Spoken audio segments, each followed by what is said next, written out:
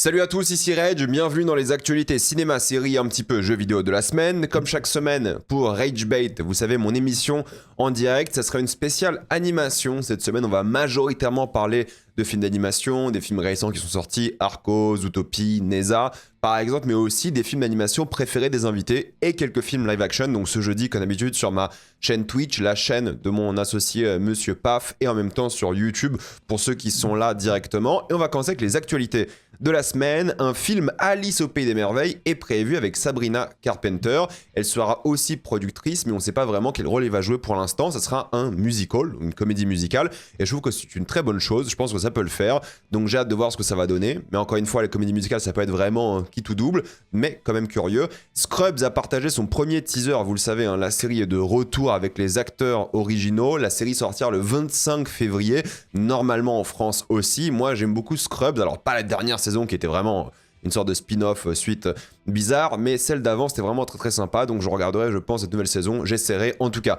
Rush Hour 4 va se faire grâce à Donald Trump. Alors Donald Trump, il a dit à Paramount qu'il aimerait voir un film Rush Hour 4, il a même dit que Brett Ratner, qui a été cancel pour plein d'accusations, sera de retour, et en même temps, Paramount ont dit oui, car visiblement, vous le savez, depuis des mois, mais la Paramount essaie d'acheter plein d'entreprises, dont la Warner, et il faut avoir Trump dans leur poche, tout simplement, de la même manière qu'au fait, il y a South Park qui arrête pas d'insulter Trump, et c'est la Paramount qui gère South Park, ils sont pas contents, il y a un vrai conflit par rapport à ça, donc ils essaient vraiment de se mettre Trump dans la poche, et Trump veut Rush Hour 4.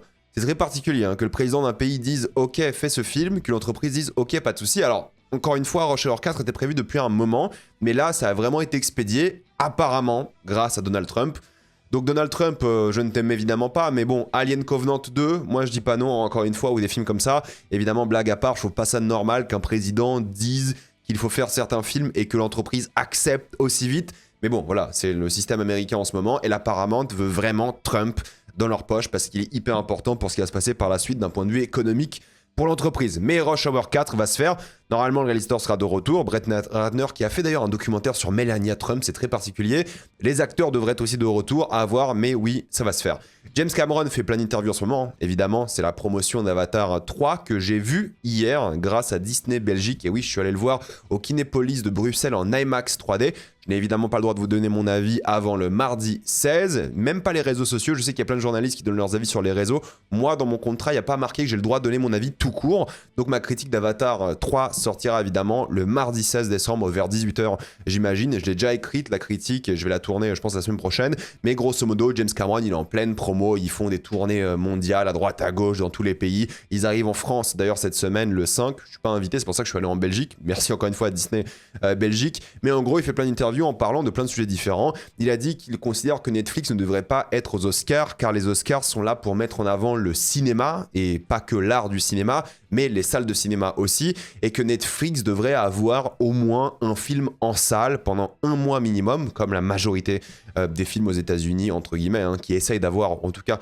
un peu d'attrait commercial, et en même temps 2000 salles, ce qui est aussi un chiffre assez important pour les États-Unis. Avoir 2000 salles, c'est pas mal. Donc moi je suis assez d'accord en sens où le système économique du streaming est complètement différent du système classique traditionnel de cinéma, et forcément ça crée des conflits dans la manière de faire des films, de les produire, et la manière de les financer, ce qui est injuste pour certains films. C'est ce que disait Spielberg à l'époque, il y a des années et des années, quand Netflix est apparu. Mais en même temps, le fait d'avoir 2000 écrans, en fait, c'est compliqué parce que c'est beaucoup 2000 écrans. Il n'y a pas beaucoup de films qui ont le droit à ça, et beaucoup des films qui sont aux Oscars n'ont jamais eu de sortie à 2000 écrans. Donc je pense que je suis d'accord avec lui dans le sens où Netflix et les autres plateformes de streaming ont une compétition déloyale par rapport à la salle de cinéma qu'il faut mettre en avant. Et en même temps, je trouve qu'il est un peu extrême quand il dit 2000 salles. Après, dans l'interview, j'ai tout regardé, c'est 1 heure d'interview chez Meta. C'est pas mal. Voilà, il le dit de manière un peu, non pas satirique, mais il donne un chiffre en disant que voilà, le minimum pour les Oscars, ça devrait être ça.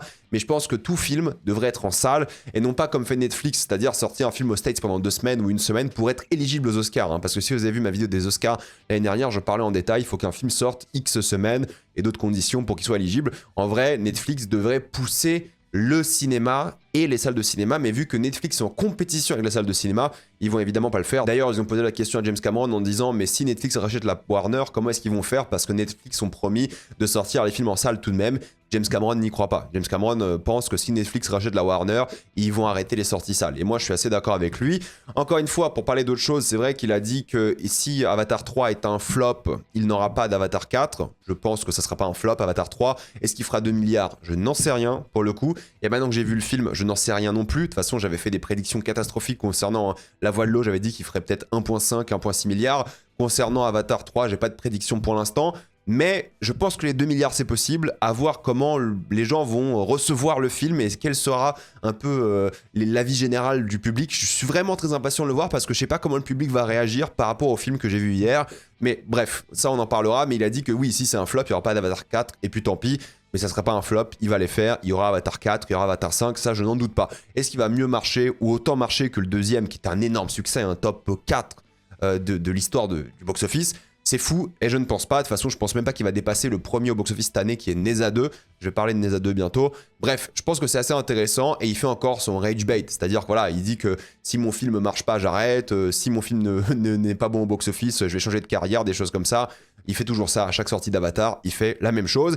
Il a dit qu'il n'était pas spécialement pro-IA pour les humains, mais il a dit que pour les artistes d'effets spéciaux, c'est génial l'IA car ça va permettre de réduire le temps de travail des artistes d'effets spéciaux pour qu'ils bossent sur d'autres projets. Donc non pas réduire les artistes d'effets spéciaux, mais réduire le temps de travail. Et ça c'est intéressant parce qu'il a dit qu'en tant qu'outil, c'est fabuleux l'IA. Il faut en faire en masse, il faut le faire souvent parce que ça va faire gagner un temps fou sur des tâches peu intéressantes pour beaucoup.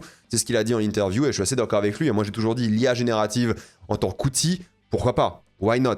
L'IA générative en tant que création, art, non. Et d'ailleurs il a même dit que les humains ne seront jamais remplacés et ne devraient jamais être remplacés par des IA d'un point de vue de l'acting. Il y a aussi son film, vous savez, Ghost of Hiroshima qui devait être prévu là pour bientôt, mais au final il a dit que c'était pas vrai. En gros, il avait juste dit ça pour promouvoir le livre de son ami, parce qu'il a un peu bossé dessus aussi. Et donc, Ghost of Hiroshima, c'est pas du tout prévu avant un long moment. Il a 10 projets en cours. Et oui, rappelez-vous, il avait acheté un autre bouquin pour faire une adaptation au cinéma. Il est en train d'écrire le scénario de ce bouquin. Bref, le mec est super occupé, mais la priorité reste Avatar, le 4 et le 5 qui sont prévus pour 2029 et 2031. Par contre, c'est possible qu'il fasse d'autres choses entre-temps. Il co-réalise un concert de Billie Eilish et tout. Bon, il y a des choses comme ça qu'il va peut-être faire, mais oui, il a beaucoup de projets en cours. Et Ghost of Hiroshima, pour ceux qui l'attendaient, bah, je pense que vous allez être déçus parce que ça sera sûrement pas avant Avatar 5, donc il a encore quelques années d'Avatar devant lui, James Cameron, et normalement il devrait s'arrêter en 2031 si c'est pas encore décalé, à voir. Donc il faut survivre jusqu'en 2031 pour voir l'intégralité de la saga. Donc voilà, James Cameron il va faire plein d'interviews en ce moment, le casting aussi, la promo est vraiment en marche, pour le coup il balance tout partout parce que bah, c'est le moment, ils vont vraiment miser à fond sur ce film, surtout côté Disney, parce que Disney ont besoin d'un énorme succès, encore une fois la Zootopie cartonne, mais Avatar 3 ils ont envie de le mettre en avant, et nous on en parlera, je prévoirai je pense au moins 2 vidéos YouTube sur Avatar, et je préparerai aussi peut-être de plein de TikTok, mais les TikTok ce sera des choses que j'aurais déjà dit en vidéo YouTube, mais bon voilà, c'est pour une autre audience, c'est comme ça que ça fonctionne aujourd'hui. Parlant de autre audience, c'est Jodie Foster qui a dit qu'elle aurait aimé voir Killers of the Flower Moon en série télé de 8 heures. Alors elle a adoré le film, mais elle a dit que pour l'histoire, peut-être, il y aurait eu plus de contenu si c'était 8 heures plutôt que les 3h30 de Killers of the Flower Moon. Et à la fois, je suis d'accord avec elle parce que c'est une histoire qui mérite d'être racontée plus longuement, avec plus de détails. Mais en même temps, bah, Scorsese, il est bien conscient de ça. C'est-à-dire qu'à la fin de Killers of the Flower Moon, il arrive littéralement sur scène et il explique au spectateur que c'était pas à lui de faire ce film-là et qu'il est conscient, qu'il profite quand même de ce film-là, qu'il se fait de l'argent sur ce film-là. Il y a plein de choses comme ça. Donc, il était conscient de ça et je pense qu'elle aussi l'a compris. Mais en même temps, bah, elle aurait aimé avoir plus de ces histoires et je suis à la fois d'accord avec elle et pas d'accord. Donc, c'est assez intéressant. Le Wicked Cinematic Universe est évidemment lancé. Pourquoi? Parce qu'en fait, Wicked, c'est déjà 391 millions au box-office international pour 170 millions de budget. C'est le plus gros démarrage de l'histoire d'une pièce adaptée de Broadway et ils ont dit qu'ils vont continuer l'univers Wicked. Ce qui est particulier de l'appeler l'univers Wicked parce qu'en fait c'est l'univers du magicien d'Oz, mais ils vont faire plein d'œuvres dans cet univers-là. On va voir si ça va prendre parce que Wicked c'est quand même une œuvre unique. Wicked c'est un truc, Broadway c'est connu aux States et ça cartonne aux États-Unis pour le coup le film. Par contre, à l'international, c'est beaucoup moins connu, le Magicien d'Oz. Alors, c'est connu, mais c'est moins dans la culture. Et je suis très curieux de voir dans quelle direction ça va aller, ce genre de production et cet univers, mais je m'attends pas à ce que ça fonctionne. Il y a Dead Man's Wire qui a le droit à une bande-annonce, c'est le nouveau film de Gus Van Sant, son premier film en 7 ans, si je dis pas de bêtises. Et ça a l'air pas mal du tout, voilà, c'est un mec qui est au bout, qui est pauvre, qui galère, qui va faire des choses pour essayer de s'en sortir. Ça a l'air vraiment cool, ça a l'air divertissant.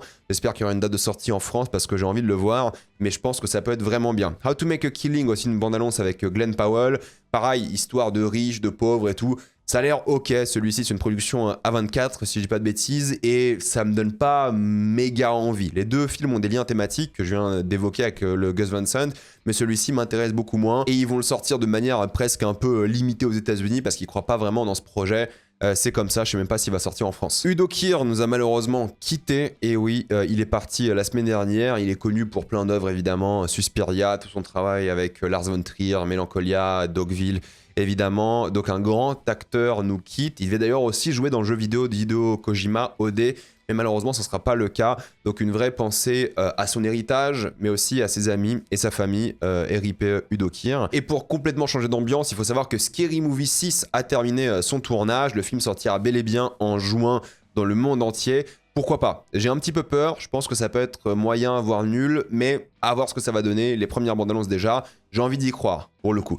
Brady Corbet, vous savez, le réalisateur de Brutalist, qui est sorti cette année. Ça fait bizarre de dire que Brutalist est sorti cette année, parce que ça fait tellement longtemps qu'il est sorti, j'ai l'impression, mais en fait oui, il est sorti en février en France. Son prochain film sera tourné donc l'été prochain, pour une sortie en 2027. Ça sera un film X-rated, donc méga violent, filmé en 70 mm, et ça sera un film sur plusieurs époques, du 19e siècle aux années 70 aux États-Unis. J'ai beaucoup aimé The Brutalist, donc j'ai très hâte de voir ça. Jafar Panahi a été mis en prison, en tout cas il va peut-être faire 1 an de prison à cause de ses critiques liées au régime iranien. Il a déjà eu des problèmes, des interdictions de vol, de quitter le territoire, des choses comme ça. Mais là il a été condamné à 1 an de prison. Bah, force à lui encore une fois, le régime iranien est clairement et malheureusement tyrannique. Et il y a plein de gens qui fuient ce pays, surtout des réals, des artistes pour s'en sortir. Donc une grande force à tous ces gens-là. Panos Cosmatos, qui est le mec qui a fait Mandy, c'est le réalisateur, il fait un film avec des acteurs super connus, Elizabeth Olsen, Kristen Stewart, Oscar Isaac, il est censé le faire, c'est un thriller de vampire difficile à financer, c'est ça le problème, il n'arrive pas à trouver l'argent pour alors qu'il a un casting assez célèbre. Mandy c'est sympathique, de mémoire j'avais pas adoré mais je trouvais ça sympathique donc j'espère qu'il va trouver l'argent pour faire ce genre de projet. Lily Wachowski est complètement énervée par rapport à la récupération politique concernant Matrix, vous savez le Blue Pill, Red Pill, le Red Pill qui est devenu quand même une sorte de symbole du masculinisme et des idées d'extrême droite évidemment de manière générale, vous savez le fait de se réveiller, voir le monde et tout. Elle était évidemment dégoûtée par rapport à ça parce qu'elle est woke hein, clairement, hein, Wachowski, c'est 2 sœurs trans qui ont fait des films sur la transidentité, Matrix, plein de films comme ça, donc c'est vraiment triste par rapport à ça, mais elles ont quand même précisé un truc important, c'est ce que fait le fascisme, reprendre des idées, des concepts artistiques qui ne leur appartiennent pas et se les réattribuent afin de faire passer une idéologie mortifère, dangereuse, problématique, l'extrême droite, évidemment le masculinisme, toutes ces choses-là, le fascisme, comme on l'a en France avec beaucoup de gens qui sont Red Pill et qui votent RN. Donc voilà, elle est vraiment déçue par rapport à ça et ça lui fait peur parce que c'est pour elle un signe de la montée du fascisme et elle a complètement raison.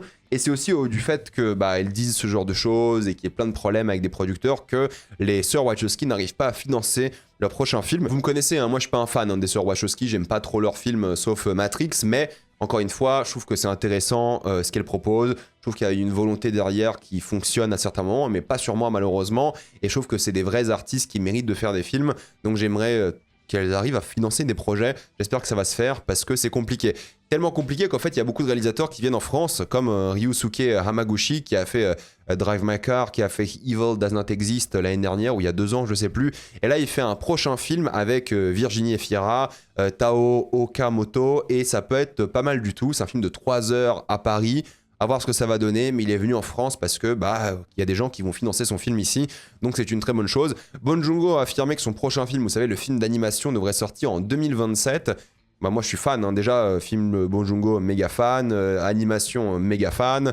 Encore une fois, ça sera, je crois, le film le plus cher de l'histoire de la Corée, ou en tout cas le film d'animation le plus cher de l'histoire de la Corée, à revérifier quand on aura le budget, mais ça devrait sortir du coup dans 2 ans et hâte de voir ça. Là où le prochain film de Ridley Scott, qui s'appelle The Dog Stars, devrait sortir à l'automne 2026 plutôt qu'à l'été 2026, parce qu'apparemment le studio est assez content du projet, les tests audience sont très très bonnes et ils voudraient en faire un film de fin d'année potentiellement pour les Oscars, parce que vous savez hein, les films à Oscars c'est mieux de les sortir en fin d'année pour des raisons stratégiques, donc je pense que ça peut vraiment être bien et de toute façon Ridley Scott moi j'adore. Rian Johnson va tourner son prochain film aussi l'année prochaine, c'est un film de science-fiction dans les années 70, un thriller parano. Moi, je suis fan de Ryan Johnson, donc je vais tout gober, ça, y a aucun problème. Et Justin Lin a été confirmé en tant que réalisateur de Helldivers. La production devrait bientôt commencer, donc on aura sûrement un film Helldivers pour 2027. À voir si la hype sera encore présente, mais moi, j'y jouerai pour préparer évidemment la critique du film. C'était le gros scandale de la semaine aussi en France concernant Apple qui a annulé une série française. C'est une série qui s'appelle Traqué avec Mélanie Laurent, Benoît Magimel, et qui devait sortir littéralement là en décembre. Donc c'était une série qui était prête, mais Apple a décidé de ne pas sortir la série. Pourquoi? Car il y a eu des problèmes par rapport au plagiat. C'est-à-dire que la série est suspectée d'être un plagiat du livre Shoot sorti en 73 et Apple et le producteur Gaumont ont décidé de ne pas sortir la série le temps d'enquêter sur ce plagiat. Parce que s'il y a plagiat, évidemment, c'est d'énormes poursuites judiciaires par rapport à Apple, Gaumont, tout le monde. Donc ils préfèrent ne pas sortir l'œuvre, vérifier que tout est correct, vérifier qu'il n'y ait pas ce souci de manière générale. En plus, il y avait un film aussi, Shoot, qui est adapté du bouquin, donc ils préfèrent vraiment être sûrs que tout se passe bien. Donc pour l'instant, la série ne sortira pas. Encore une fois, c'est dommage pour les gens qui ont travaillé dessus. C'est une série Apple française, il n'y en a pas beaucoup, voire quasiment pas. Donc c'est triste, mais voilà, pour des raisons légales, c'est plus simple pour eux de ne pas sortir la série. En termes de réputation, c'est très très mauvais aussi, vous vous rendez bien compte, de sortir une série qui est ensuite suspectée de plagiat. Ça se passe très très mal. Donc c'est un truc qui, à titre personnel, est un peu dommage, mais je comprends la position d'Apple et de Gaumont de ne pas sortir cette œuvre. Pourtant, ça avait l'air pas mal, il y avait déjà des bandes annonces et tout, hein, ça avait l'air intéressant. Bon, c'est triste, mais c'est comme ça. Si on parle de choses tristes, il faut parler de God of War, la série télé qui est prévue depuis des années maintenant, mais c'est bon, elle va rentrer en production en début 2026 normalement, la pré-prod est en cours, le casting est en cours, il y aura 2 saisons minimum. Le réalisateur des 2 premiers épisodes sera Frédéric Eo Toye, il a donc réalisé Shogun, il a réalisé The Boys, et ce sera sur l'histoire de Kratos et Atreus dans la mythologie nordique. Alors première chose que les gens se sont dit, mais pourquoi est-ce que c'est pas la mythologie grecque? C'est comme ça que l'histoire fonctionne de Kratos. Moi je pense que c'est plus intelligent de faire la mythologie nordique aujourd'hui, pour des raisons de hype, de projets qui existent, et je pense qu'il y aura des annonces, peut-être pas au Game Awards, parce que c'est peut-être un peu trop, mais dans les semaines qui viennent par rapport au casting, ou dans les mois à venir, mais le tournage devrait commencer assez rapidement pour une sortie en 2027, et moi je pense que c'est une bonne idée de parler de la mythologie nordique, de parler de Kratos, Atreus, et je pense que vu le concept du jeu vidéo, parce que moi je les ai fait God of War et God of War Ragnarok, que j'adore, hein, 2 jeux formidables, c'est très dur d'en faire une série, je pense vraiment. Je pense que si tu veux adapter les 2 jeux, il te faut plusieurs saisons à chaque fois. Mais s'ils font une saison sur un jeu puis l'autre, et ensuite ils font God of War en mode prequel en mythologie grecque, moi ça me choque pas. Je trouve même que c'est normal et logique d'avoir toutes les histoires de Kratos ici par rapport à Atreus dans la mythologie nordique, et ensuite raconter l'histoire dans une autre série, un prequel, changer d'acteur et tout. Moi, ça me choque pas du tout, je trouve que c'est tout à fait normal. Donc, à voir ce que ça va donner. C'est une saison 1 en 10 épisodes, et j'ai hâte, parce que moi, j'adore God of War, comme beaucoup de personnes, et je trouve que l'histoire, si on parle juste d'histoire, hein, parce que moi, ce que j'aime dans God of War, c'est surtout le gameplay aussi, l'histoire de God of War 2018 et Ragnarok qui est pas mal aussi, mais 2018, c'était une véritable claque, donc c'est l'une des meilleures histoires de JV d'après moi. J'ai hâte de voir ça. Si on parle de choses Amazon qui sont un peu inquiétantes tout de même, parce que bon, en termes de casting, God of War, j'ai un peu peur, c'est Scarlett Johansson qui a rejoint le casting de la nouvelle œuvre The Exorcist, réalisée par Mike Flanagan. Alors, Mike Flanagan, moi j'adore. The Exorcist, j'adore, le premier film. Mais encore une fois, ils vont faire combien d'exorcistes? Il y a un moment, je comprends que The Exorcist c'est culte et c'est incroyable, mais il y a eu combien de films d'exorcisme? Est-ce que ça me fait encore un petit truc? Je ne sais pas, mais vu que c'est Mike Flanagan, évidemment j'irai. Et le casting a l'air déjà intéressant, ça sera un gros projet. Frankenstein sortira bel et bien en Blu-ray, alors peut-être pas en France, mais aux États-Unis, peut-être avec Criterion, parce que Pinocchio c'est Criterion. Par exemple, donc si vous voulez regarder Pinocchio, vous l'achetez côté Criterion en support physique, ça coûte une 50aine d'euros quand c'est importé en France, ce qui est un peu triste, mais c'est comme ça. Donc oui, une version physique existera, mais je pense que c'est une bonne chose qu'au moins elle existe, contrairement à beaucoup d'œuvres qui n'auront jamais de version physique, alors que c'est Netflix. J'aimerais bien avoir mon coffret de Dark, par exemple, à la maison. Eva Green a rejoint le casting de Mercredi saison 3. Bon, je pense que c'est logique, en termes d'ambiance, de vibe, d'actrice, ça va parfaitement coller, elle va jouer la tante Ophélie. C'est pas pour autant que je vais la regarder, hein, parce que moi j'ai détesté les 2 premières saisons, donc moi c'est mort. Par contre, Assassin's Creed, le casting a enfin commencé, parce que la série va commencer son tournage là, ou en décembre, ou début 2026, c'est Toby Wallace qui a rejoint le casting. Le tournage va se faire visiblement en Pologne, à voir, j'ai vu des trucs par rapport à ça, et ça sera aussi visiblement la Rome antique. C'est cool que ce soit une nouvelle époque, why not? À voir ce que ça va donner en termes d'acting, de casting. Il y a des gens, des chefs-op qui bossent sur des projets français qui vont bosser dessus. J'ai eu des infos par rapport à ça. Je ne peux pas vous dire qui exactement. Mais voilà, c'est des choses qui vont se faire. Mais le tournage va bientôt commencer. Ça va bientôt sortir. Et ça sera visiblement un gros projet pour Netflix qui a été annoncé en 2020. pour rappel, je crois 2020. Donc ça fait hyper longtemps que ça a annoncé et c'est là que ça va enfin sortir. On a Wake Up Dead Man qui est fatalement un petit flop aux États-Unis en termes de box-office. Pourquoi? Parce qu'il a fait 2,5 millions de box-office lors de son premier week-end, contre les 13 millions de Glass Onion lors de la même période. Sauf que Rian Johnson, il a négocié une sortie en salle de 3 semaines. Glass Onion avait tellement cartonné en salle que Netflix a décidé de le retirer des salles pour qu'il soit uniquement sur Netflix. Là, il y avait un contrat entre Rian Johnson et Netflix pour dire ok, on a 3 semaines d'exclusivité en salle avant la sortie streaming. Et malheureusement, cette fois-ci, le film est un flop. Alors, ils ont mis moins de marketing, j'imagine, dans la sortie salle. Et il y a plein de compétitions en ce moment avec Zootopie, Wicked et Avatar qui va arriver juste après la sortie Netflix. Donc, je pense que c'est un peu triste. Et je pense que la Glass Onion avait la chance d'avoir la hype, de se dire qu'ok, les gens, ils ont vu le premier en salle. Donc, forcément, s'ils veulent voir le deuxième, ils doivent aller en salle. Mais entre-temps, on a dit aux gens que maintenant, c'est sur Netflix. Donc, ils vont pas se redéplacer en salle. C'est un peu triste. Et surtout que, en fait, nous, on veut des sorties de ce genre de projet en France. On veut voir ce genre de trucs en salle. Et j'espère qu'il y aura des séances comme il y a eu pour Frankenstein, par exemple, j'aurais adoré. Côté de Disney, eh bien, c'est Zootopie qui bat tous les records. Hein. En Chine, par exemple, c'est la meilleure journée de l'histoire de la Chine pour un film étranger, plus que Endgame. Ça a tout cartonné, ça a fait 257 millions juste en Chine le premier week-end. Ça a fait des scores de malade là-bas, tout le monde y va, la Chine adore Zootopie. Ça a fait 556 millions dans le monde entier lors du premier week-end, mais la Chine est majoritaire pour le coup, ce qui est très rare pour un film américain. C'est un record historique de lancement pour un film d'animation. C'est loin devant tous les projets d'animation de l'histoire du box-office. C'est un énorme carton, ça va facilement taper les 1,4, 1,5 milliards, voire plus, à voir ce que ça va donner, mais ce film va aller très très loin, et je l'ai critiqué, et je le trouve bien, donc limite, je pense que c'est mérité, et c'est un score aussi qui est fabuleux en France, c'est la meilleure première journée d'un film en France cette année, donc c'est un énorme carton, ça sera peut-être le plus grand succès de l'année pour des films américains, rappelez-vous, Neza 2 est le plus grand succès de l'année pour l'instant, mais c'est un film chinois, et j'en parlerai bientôt, donc il y a moins de gens qui parlent de Neza 2, parce que forcément, c'est en Chine, nous on l'a pas vu, il n'était pas distribué, mais en Chine c'était un carton national, mais j'en parlerai, je le regarde cette semaine, je regarde les 2 premiers d'ailleurs cette semaine.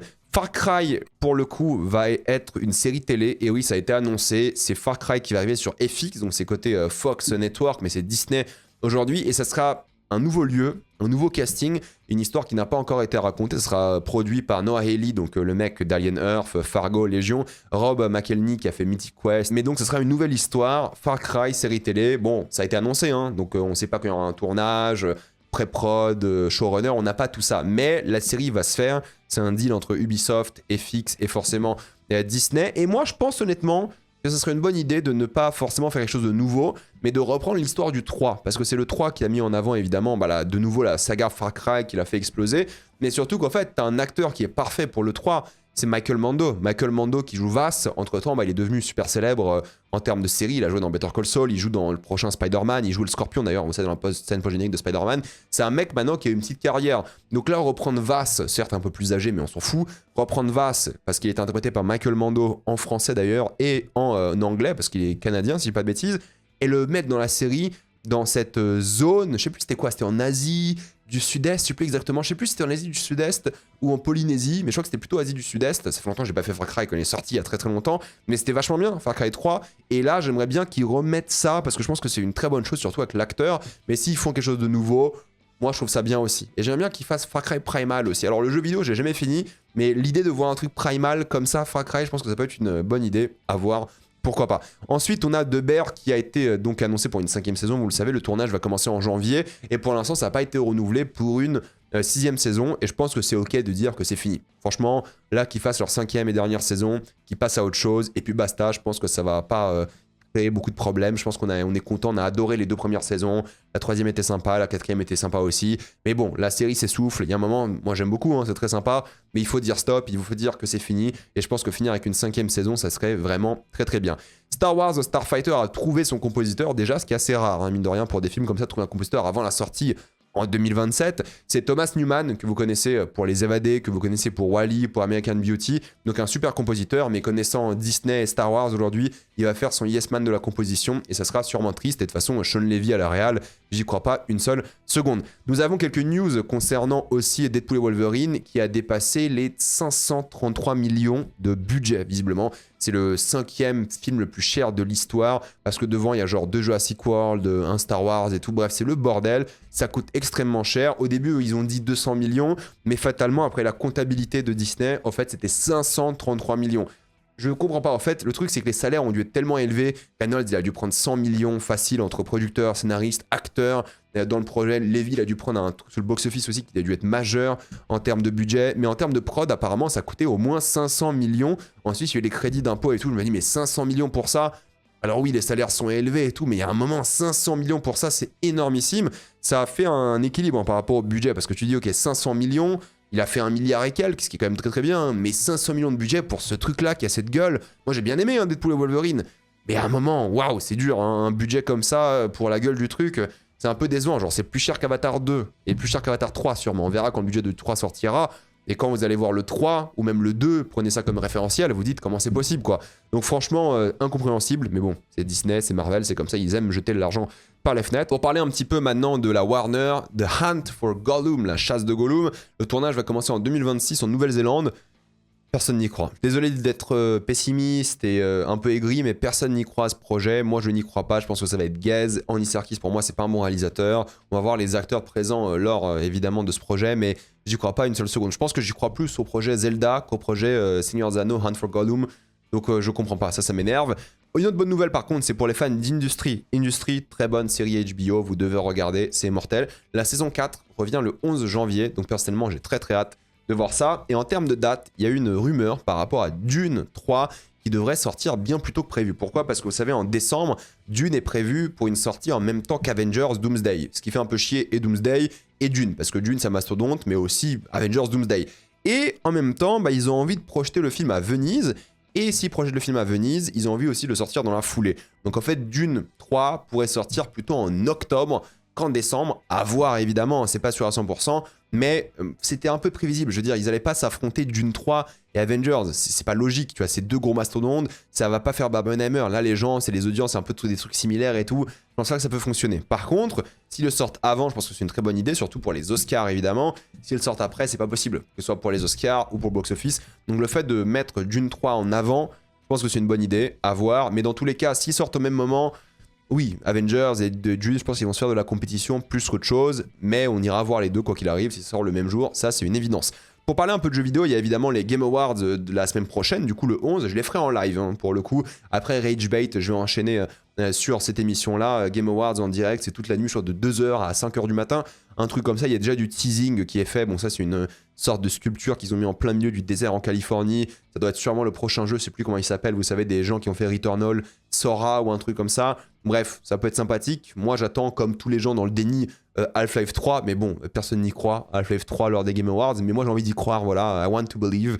Donc, on parlera des Game Awards. Il y a le co-créateur de Rockstar Studio, Dan Houser, qui a utilisé le terme de vache folle pour parler d'IA. Il a dit qu'en fait, l'IA, ouais, c'est un peu une maladie qui est en train de contaminer tout le monde. Et il faut l'utiliser intelligemment. Faut pas s'en prendre trop la tête avec, faut que ce soit un outil avant tout. Il comprend l'importance de l'IA en tant qu'outil et à quel point ça peut être puissant, mais en même temps, il sait que c'est un truc que les gens vont utiliser de manière très bête et stupide, et ça va énerver beaucoup de personnes. Et il a tout compris. Concernant Kill Bill, vous savez, il y a le film qui va ressortir en version longue, les 4h41 avec la section d'animation qui a jamais été diffusée en salle et tout. Et il faut savoir que une version perdue de Kill Bill contenait, on va dire, Yuki's Revenge, qui était donc l'histoire de la sœur de Yubari qui voulait tuer la bride, et t'avais tout un passage qui n'a jamais été filmé pour l'histoire des films, sauf que ce passage va exister. Et oui, il va se faire, Yuki's Revenge va arriver dans Kill Bill, dans Fortnite. Oui, vous avez bien entendu, ça sera porté un petit peu par Quentin Tarantino qui a fait la promotion évidemment de ce projet, c'est avec le retour de Matterman qui fait la voix évidemment, donc ça c'est lunaire encore une fois, et donc c'est une version du film qui n'est jamais sortie, qui n'a jamais été tournée, qui sera dans Fortnite. Voilà, vous faites ce que vous voulez de cette information, mais c'est un truc qui existe. Et je vais pas installer Fortnite pour ça, croyez-moi. Sauf s'il me sponsorise. Sponsorisez-moi, je le fais, il n'y a pas de souci. The Witcher 4 ne sortira pas en 2026. Alors c'est compliqué parce que je pense que Witcher 4, ils avaient peut-être l'intention de sortir en 2026. Mais vu qu'ils ont décalé GTA à la fin d'année, tout le monde est en train de se dire, ouais, non, peut-être la fin d'année jeux vidéo, vu que GTA a été décalé, on va rien sortir. Donc moi je le vois un peu comme ça. Mais sinon, je pense que 2027, ça sera une valeur quasi sûre. Par contre, Cyberpunk, ils ont confirmé que ce sera pas avant 2028 minimum. Ils ont plein d'équipes qui bossent, surtout l'équipe de Boston dessus. Donc s'il faut attendre pour jouer à The Witcher, du coup qui sera en cross-platform j'imagine, et Cyberpunk aussi, on peut attendre, il n'y a pas de souci. Pour les sorties de la semaine, il y a Jay Kelly sur Netflix qui apparemment est très bien, donc j'ai hâte de voir ça. Il y a Teresa que je pense pas avoir le temps de voir, qui apparemment est pas mal aussi. Il y a Pour l'éternité qui visiblement est ok. Les enfants vont bien, il y a plein de gens qui disent que c'est très bien comme film. FNAF 2, je n'irai pas voir ça, désolé, aucune envie. Par contre, j'irai évidemment voir The Shadow's Edge, le film d'action avec Jackie Chan qui cartonne en Chine, et Mektoub My Love, Kanto Doué, ça j'espère j'en parlerai quand j'aurai le temps. Bref, dites-moi ce que vous pensez de toutes ces actualités, êtes-vous d'accord, pas d'accord, j'ai envie d'avoir votre avis. Pensez à vous abonner à la chaîne pour voir les prochaines vidéos, mettez un j'aime, ça aide beaucoup la chaîne, suivez-moi sur tous mes réseaux, que ce soit Spotify, TikTok, Instagram ou Twitch. Moi je vous dis à la prochaine fois, salut à tous.